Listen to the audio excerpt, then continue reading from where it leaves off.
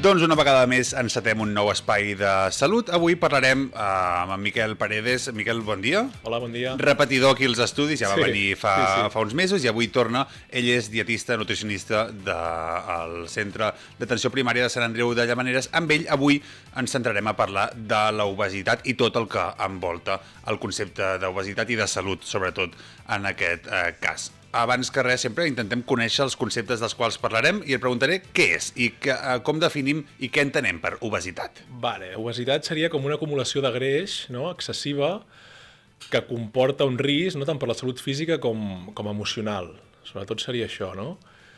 Hi ha graus d'obesitat? Perquè, clar, algú pot tenir, es pot veure amb uns quilos de menys, amb una mica de Michelin, i l'altre hi ha problemes greus per la salut. Intentem diferenciar-los, es pot? Sí, normalment hi ha el sobrepès, no? I després passem a l'obesitat, que es calcula a partir de l'índex de massa corporal, l'IMC, que és a partir de 30. De 30 cap amunt es considera obesitat ja. I després trobem obesitat grau 1, grau 2, grau 3 i mòrbida. Avui en dia, a partir de 30, sí. Avui en dia es considera ja un problema de salut pública, l'obesitat, sí. Aquí almenys a Espanya. Sí, sí. I a part, no és només l'obesitat en si, és les patologies associades, no?, que porta aquesta malaltia, no?, que és complexa, multifactorial i pot venir per molts factors. En parlarem d'això, en aquesta entrevista en parlarem. Quines són les causes principals de l'obesitat a la societat actual? Primerament, jo diria la genètica. La genètica és de lo més important. D'un 40 a un 70%, l'obesitat pot ser d'origen genètic, no? És com que a vegades als pacients jo els dic l'obesitat t'ha escollit a tu, no? No tu per mals hàbits has arribat a tenir l'obesitat, no? A vegades l'origen genètic fa molt, fa molt. I clar, en un entorn obesogènic, no?, un entorn així ara que és una mica desfavorable, et pot comportar, no?, a agafar aquesta obesitat, no?, si tens més predisposició genètica. A part de la genètica, també suposo que influeix a l'estil de vida que puguis portar. Sí, aquí seríem ja una mica alimentació, no?, nivell d'activitat física, el descans, també molt important, no?, la gestió de l'estrès, de les emocions, també s'ha vist que els equilibris hormonals, no?, a nivell de l'estrès, tendeixen a tenir més facilitat per acumular greix corporal. Clar, aquí hi ha molta gent, perdó, que diu, ostres, jo tinc un amic que cada dia es fot un pot de Nutella i no engreixa. Aquí hauríem de culpar a la genètica. Genètica, sí, metabolismes, no?, diferents metabolismes. Sí, sí, això és veritat, molta gent em trobo que molts pacients... I altres que, per molt que mengin saludable, facin esport, els hi costa horrors... Tenen més dificultat. Perdre pes. Bé, això, per això dic que la genètica fa molt. Exacte. A vegades... Els hàbits alimentaris és important, però també els físics, el sedentarisme, suposo que últimament està del dia a dia. Bàsic, i n'hi ha molt de sedentarisme. L'ideal és cada dia fer una mica d'exercici físic, regular, no? Diuen mitja horeta, una hora al dia, i molt important també entrenar la força, exercicis de força, almenys 3 cops a la setmana, perquè s'ha vist que el múscul és un òrgan molt important, l'òrgan de la longevitat, i a més múscul, més greix cremes. Per això és tan important. Jo sempre dic, no n'hi ha prou amb caminar, no? Com vols perdre pes, has de caminar però has de fer alguna més, de més intensitat. L'obesitat afecta igual a totes les edats o hi ha edats de més risc? Bueno, quan ets més gran hi ha més risc, no? Però s'ha vist que, molt bona la pregunta, hi ha molta obesitat infantil ara també. No? Per això diuen que els nens s'han d'educar de ben petits. L'educació nutricional ha de ser ja de ben petits, no?, per prevenir aquesta obesitat, no?, a l'edat adulta que pot portar a molt tipus de malalties. Quines complicacions pot tenir al llarg del temps? Clar, aquests nens, si no es posen al dia amb els seus hàbits saludables, aquestes patologies ho poden viure ja des de ben joves? Sí, jo he vist nens amb colesterol alt ja, i amb fetge gras inclús, val? Diabetis però tipus 1, que és d'origen genètic també, no és la tipus 2, però sobretot aquesta fetge gras i colesterol en nens, he vist. I després en adults, sobretot diabetis tipus 2, moltíssima, que és la diabetis dels mals hàbits, no? Els mals hàbits durant la vida et porten a desenvolupar-la. També colesterol, triglicèrids, fetge gras, no? Problemes ossis, genolls, turmells, no? Porten moltes complicacions. Ictus, infart, no?, cardiovasculars... A part de totes aquestes malalties a nivell físic, també inclús les psicològiques. Les persones amb obesitat potser tenen problemes d'autoestima, problemes psicològics a causa de tot això. Per això, sí, l'obesitat s'ha de tractar, no? A part, és multidisciplinar, no? A part del dietista nutricionista, amb un psicòleg, no?, amb un teu metge de capçalera, l'infermeria, no?, perquè també és molt important la part que dius tu, la part d'autoimatge, no?, la part d'autoestima, els afecta més a vegades a l'hora de perdre pes, no? No es veuen bé, no vols sortir al carrer, no et mous, no? És una mica com un peix que es mossega la cua. Doncs posat ja sobre la taula el tema de l'obesitat i presentat el tema de l'obesitat, anem a parlar de la prevenció, una miqueta del tractament, sempre tenint en compte que cada cas és diferent i que això s'hauria d'acudir a un especialista, però a nivells generals, quan una persona vol millorar la seva salut, per on hauria de començar? Sobretot alimentació. Alimentació rica, sobretot un patró més o menys dieta mediterrània, no?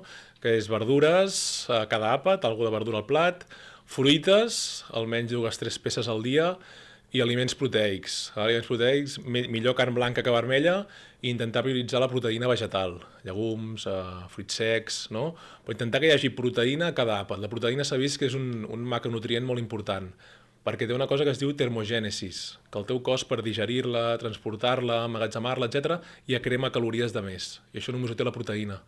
A part de l'alimentació, com hem dit abans, intentar començar a moure's. Però clar, hi ha molta gent que quan vol començar a fer esport, a menjar bé, comença tot de cop i ho deixen tot de cop. Com es faria això? Aquest és el problema, sí. Ha de ser petits canvis, no? No prometre també grans canvis a nivell, per exemple, canviar tota l'alimentació del pacient, no? Sinó anar fent petits canvis i a partir d'aquí anar fent pactes amb el pacient, però sense prometre aquí també perdràs 10 quilos en un mes, no? Les dietes miracles s'han vist que no funcionen, i si funcionen és perquè perds molt de massa muscular i molta aigua. I després ve l'anomenat l'efecte yo-yo, no? L'efecte rebot, que recuperen tot el pes perdut i en guanyen 2 de més. No? Tu que sols veure problemes d'aquests, quins errors habituals veus en persones que volen aprimar-se ràpid? I aquí inclús hi podem posar, a partir des de fa poc, alguns fàrmacs. Errors, trobo molts pacients que deixen de menjar, o sigui, saltar-se àpats. Això és un error gran, no? No t'has de saltar àpats. Jo sempre dic, no has de deixar de menjar, has d'aprendre a menjar bé. No? La solució no és saltar-te àpats. Has de fer la teva mig plat de verdura, de proteïna, i pots posar algun farinaci integral, arròs integral, no? Patata, pasta integral, etc. Però no és deixar de menjar. Aquest és un error molt freqüent que em trobo a consulta, que és que es salten àpats i es desmotiven de seguida, si no veuen que no perden pes, no? Es mouen molt poc, hi ha molt de sedentarisme, com hem dit abans, no? Falta molta activitat física, nivells alts d'estrès per les feines, no? Per la societat d'avui en dia, no? Que també anem tots de bòlit, no? Sobretot és això.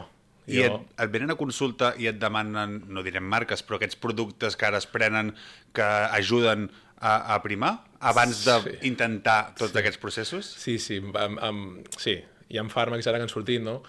Que les famoses injeccions, no?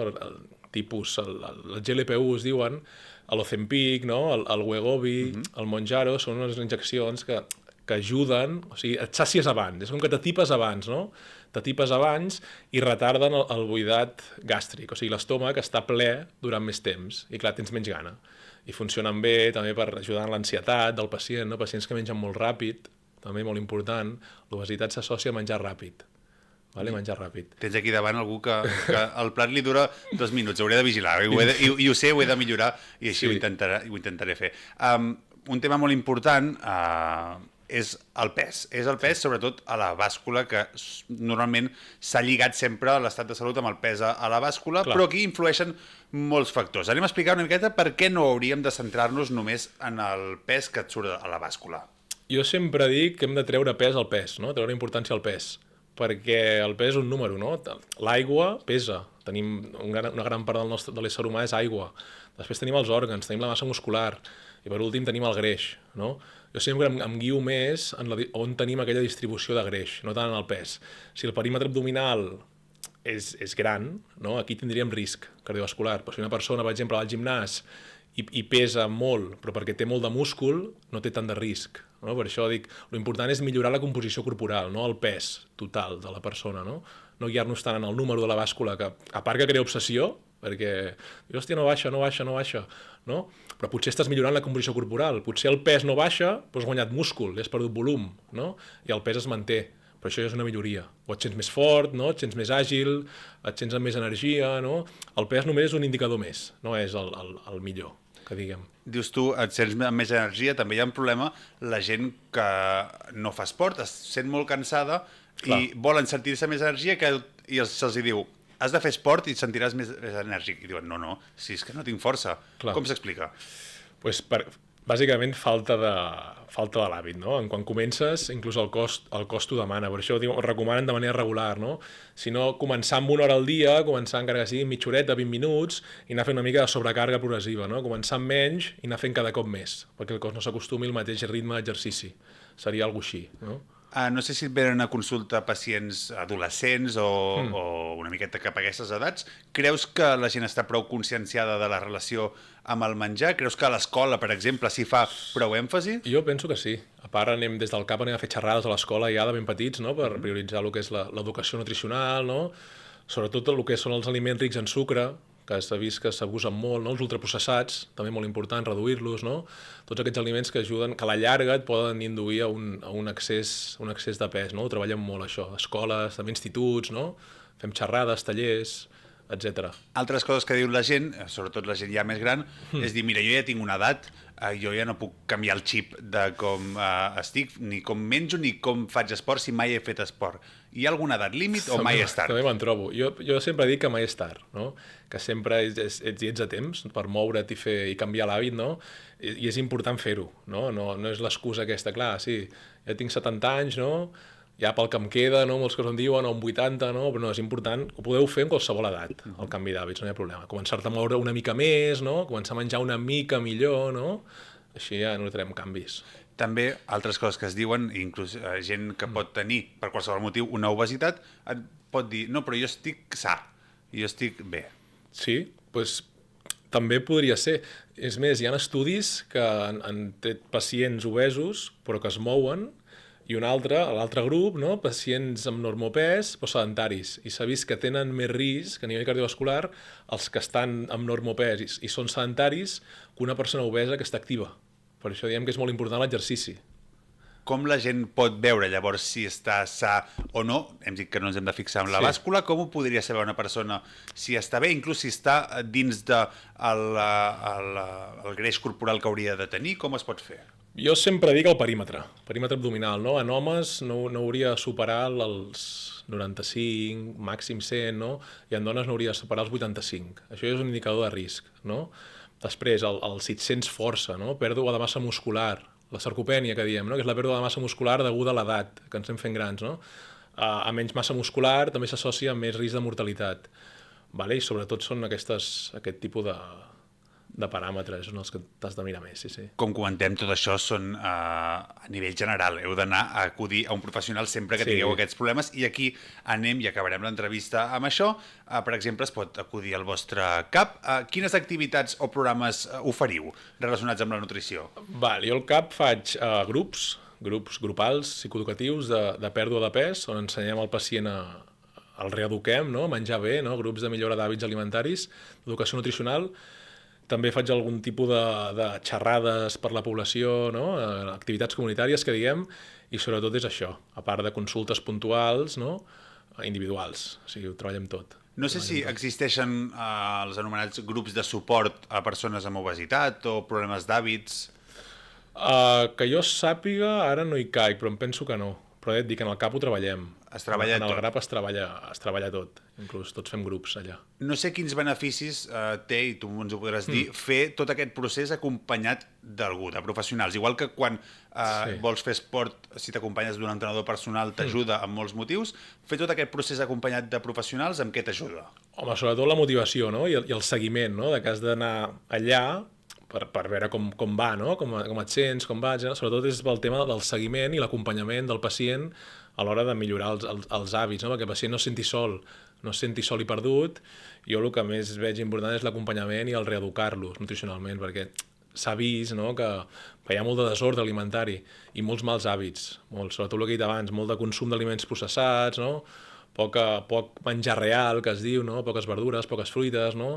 Poques proteïnes, etc. I ens guiem molt en aliments precuinats, envasats, i això és el pitjor. Això fa uns anys no era problema perquè no hi havia tots aquests productes, però ara és una lluita constant. Suposo que entre vosaltres i les grans multinacionals és una lluita constant, entre metges i multinacionals. Què recomanaríem? Algú que vol començar? Tothom ha d'anar primer a un especialista en el CAP o depèn de quin grau estiguis pots començar des de casa a canviar els hàbits? A veure, des del CAP sobretot tractem sobrepès, no? Amb alguna patologia associada, ja sigui hipertensió, colesterol, triglicèrids o obesitats. A partir del metge o l'infermera, no? Poden donar hora amb mi. I si és algú que sap que des de casa no té cap tipus de patologia i vol canviar d'hàbits, també es pot fer, però jo recomano acudir a un professional, no? Que no mirar per internet les típiques guies, no? O el ChatGPT, que està tan de moda, no? I en plan buscar-te una alimentació feta per intel·ligència artificial, o millor acudir a un professional. Exacte. Anem acabant, suposo que la gent farà cas de totes les indicacions que t'ha donat, però una miqueta per resumir-les abans d'anar, si no, a un centre d'atenció primària o qualsevol especialista, quin missatge t'agradaria enviar una mica als oients que ens puguin escoltar sobre la importància no només d'alimentar-se, sinó de cuidar-se el cos, perquè de cos en tenim un, només, i si no el cuidem anem malament. Què els hi diríem? Jo, sobretot, que no s'ofusquin, no? Que ja diem que l'obesitat gran part és d'origen genètic, no? Però que no es quedin amb que, mira, és per genètica, no? Que tinc obesitat, no, vale? Poden fer coses. I sobretot, a nivell alimentari, seguir el patró de la dieta mediterrània, que hem dit, més llegums, més verdures, més fruites, no? Etcètera. I sobretot l'exercici. Evitar el sedentarisme. Cada dia almenys una horeta al dia hauríem de fer d'exercici regular i 2-3 dies a la setmana de força. Jo em quedaria amb aquests tipus... I el descans. El descans també és bàsic, no? Quantes hores? Entre 6 i 8. Seria l'ideal, seria el marge, no?, que diem per estar sants. Doncs qui pugui, que agafi tots aquests consells i que se'ls apliqui, que segurament començarà a notar canvis, i si no, ja saben que poden assistir a un professional, poden assistir a un centre d'atenció primària i tractar-se, i allà també resoldran tots els dubtes que puguin tenir. No sé si ens hem deixat alguna coseta? En principi no. La gent ja ho sap, poden acudir aquí. Si no, poden venir al CAP, no? Al CAP, i allà resulten tots els dubtes. Doncs una vegada més hem donat tots aquests consells dins l'Espai de Salut, avui amb en Miquel Parés. Gràcies, Miquel. Gràcies a tu. Ens trobem amb tots vosaltres al següent Espai de Salut d'aquí a unes quantes setmanes. Gràcies. De res. tresvilasmedia.cat